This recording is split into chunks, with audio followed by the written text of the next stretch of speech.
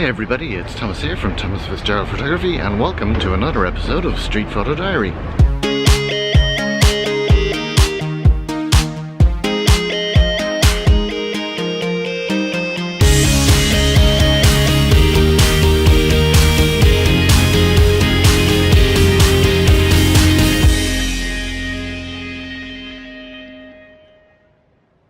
For today's episode, I'm going to be shooting with the Fuji X-Pro2 and I have the 35mm 1.4 lens on, and what I'm looking for today is I'm looking for colour. Colour is going to be the focus of today's shoot.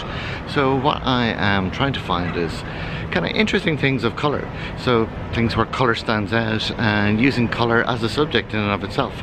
So I have my GoPro on so you can see what I'm shooting, and let's go have a look and see what we can find.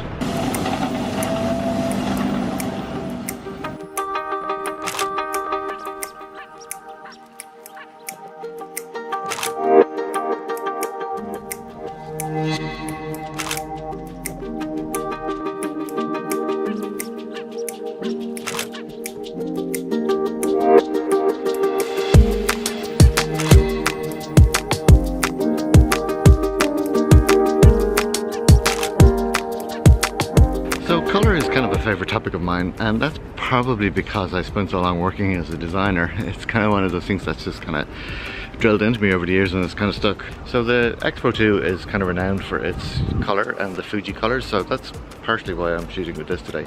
So for the settings on the camera, I'm shooting aperture priority. I'm kind of changing the aperture as I go. I have it set to Provia, but I'm going to be shooting RAW, so I may change it to Velvia later when I'm processing them. But for the moment I'm just shooting Provia. It's kind of my standard setup. I have it set to Provia with highlight tone set to -1 and shadow tone set to +1. That's kind of the way I normally shoot. You'd actually think it was autumn here at the moment because there's leaves falling on the ground and the leaves are starting to go a bit yellow, but it's only July, and part of the reason is it's been extremely hot and sunny for the last 2 weeks. We haven't had any rain, and now they're warning us of a drought, and there's water restrictions in place. So and that's kind of the usual thing you expect from Ireland. In the summer it's not really raining. So yeah, we've had some great weather, but it's starting to take its toll now. It's mad, the grass has gone completely brown.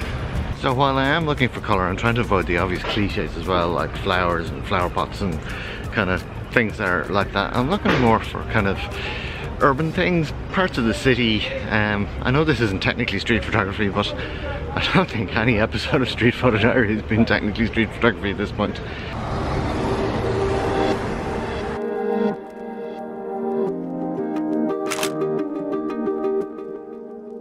So I actually can't get this shot because the sun is too harsh and it's too backlit, and with the 35mm lens I can't get close enough, so I'm going to try and go around the far side and see if I can get a better shot of it.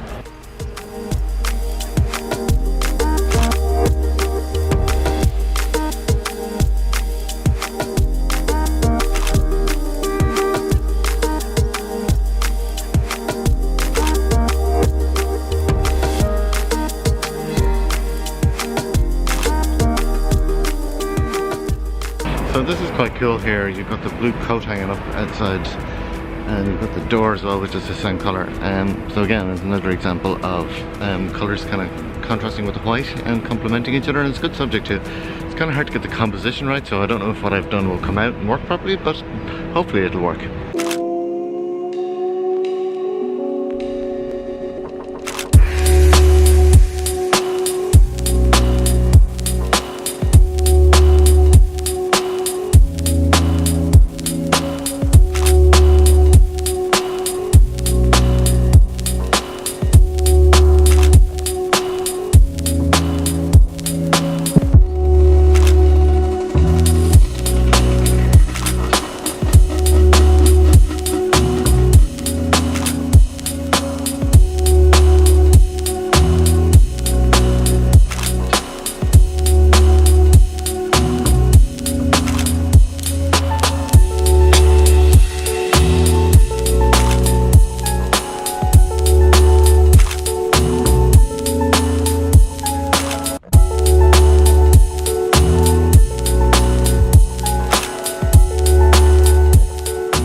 One of the things you find when you do a project like this is you learn to see. And what do I mean by that? Well, it's like because I'm looking for colors, I'm noticing things a lot more because I'm actively looking for stuff. If you're able to see the photo in your mind before you even put the camera near your eye, then that's a great skill to have, and that will certainly improve your technique and your ability to take good pictures.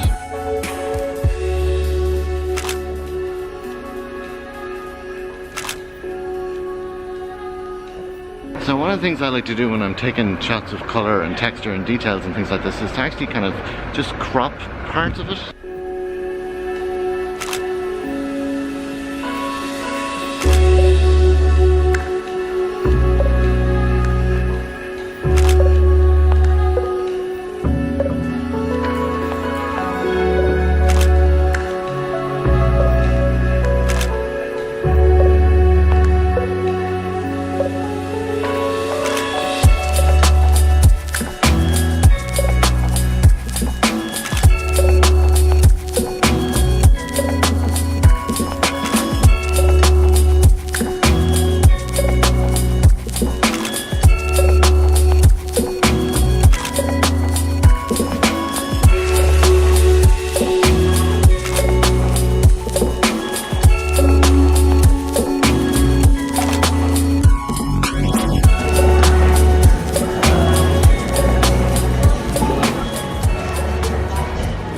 I'm just taking a quick pit stop for coffee, and I'm going to check the photos on my iPad to see how they turned out so far.